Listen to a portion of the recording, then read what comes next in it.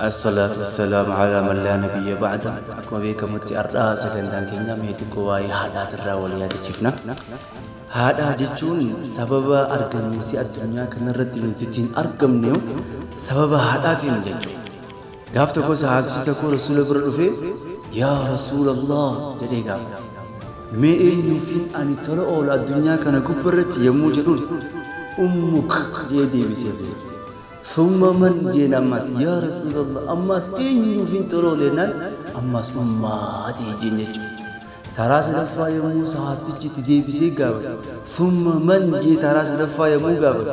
ثم أمك جيني.